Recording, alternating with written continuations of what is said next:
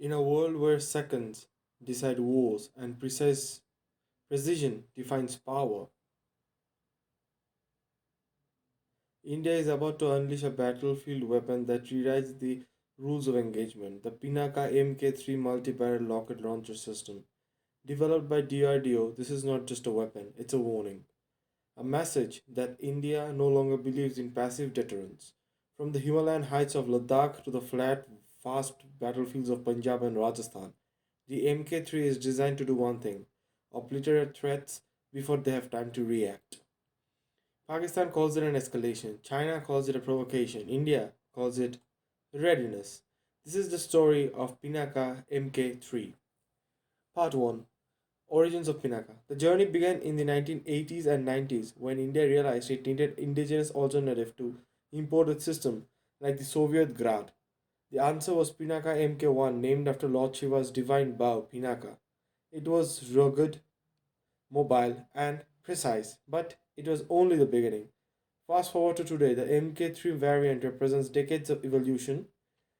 Built on lessons from Kargil, surgical strikes, and the Doklam standoff, this version isn't just longer range, it's faster, smarter, and deadlier. The Mk-I had a 40-kilometer range, the Mk-II extended it to 75 kilometers, the Mk-III 120 kilometers, and it doesn't just fire, it finishes. Part 2: The Pinaka Mk-III specification. So, what makes this launcher so dangerous? Firing range up to 120 kilometers, covering enemy supply lines, radar posts, forward bases, and artillery nests. Time to impact 44 seconds from fire to firestorm.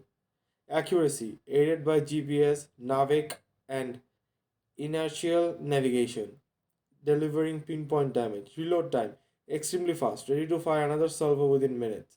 Mobility mounted on 8 on 8 Tatra high mobility trucks. It can race across deserts, mountain passes, and even river crossing bridges. Each Mark III system comes with 6 launcher vehicles, loader vehicles, command post vehicles, Digicora linked fire control system forming a full regiment, and its warheads, from anti tank cluster munitions to incendiary payloads, from pre fragmented shells to deep penetration explosives. The Pinaka 3 is a symphony of destruction tailored to mission objectives. Part 3: Deployment Strategies and Battlefield Doctrine. Pakistan Front. Mk-III can target terror camps, launch pads, and armored convoys with devastating accuracy across the line of control and beyond. It can suppress enemy artillery even before the Indian tanks move in. China front. The PLA is heavily reliant on long range artillery in Tibet. The Mark III neutralizes that advantage. It can be pre deployed in Sikkim, Tawang, and Ladakh. Think of it as India's artillery firewall, a mobile wall of flames. In wartime scenarios, Pinaka Mk-III acts as the first strike platform, softening targets before BrahMos, Prahar, or even aircraft enter the arena. Even in limited war doctrines, the Mark III becomes the India's best asset for punitive war retaliation, a concept where India responds immediately, disproportionately, and precisely. Part 4: Enemy Reactions, China and Pakistan. Let's talk fear, because that's what Pinaka Mk-III inspires in India's adversaries. Pakistan has already termed its system an escalatory threat in the recent defense briefings. Why? Because no longer can they rely on safe havens near the border. MK3 erases that illusion. China, on the other hand, remains silent, but satellite data has revealed increasing PLAF artillery drills near the LSC in recent weeks, particularly in Aksai Chin and in Nagari Prefecture.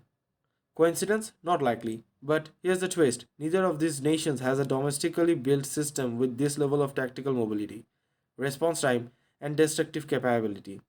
The Pinaka 3 isn't just powerful, it's homegrown, which makes it unstoppable in the face of embargoes or export sanctions. Part 3: Development ecosystem and industrial might.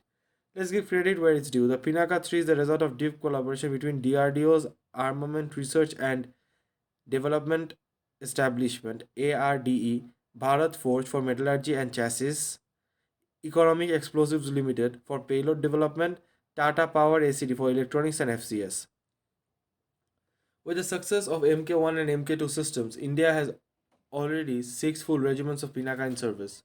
The Pinaka 3 will likely form 5 regiments stationed in eastern Ladakh, Arunachal, Jaisalmer, Jammu, and Barmar. This isn't just defense tech, it's job creation, making India policy in motion, and military industrial power projection. Part 6, Export Potential and Geopolitical Impact. In 2023, Armenia became the first foreign buyer of the Pinaka system. Since then, multiple nations in Southeast Asia, Africa, and Latin America has have expressed interests. What does this mean? India is emerging as a weapons exporter, not just a buyer. It challenges Chinese dominance in low cost weapons systems and it establishes China's non military credibility, on the contrary to India's military credibility on the global stage. A strong, indigenously armed India is a stabilizer in the Indo Pacific, not a threat. For those who provoke, the message is loud and clear. Fire will be answered with firepower. Part 7, Future of Pinaka, Hypersonics, AI, and Swarm Tech. The story doesn't end here. Future plans include smart rockets with autonomous homing capability, supersonic shell designs capable of traveling at Mach 5 plus, AI guided strike coordination through battlefield, cloud networks, drone synchronized salvos where rockets and UAVs hit targets in multi angle waves. Pinaka Mk-IV and Mk-V variants are already being prototyped with stealth technologies and digital camouflage.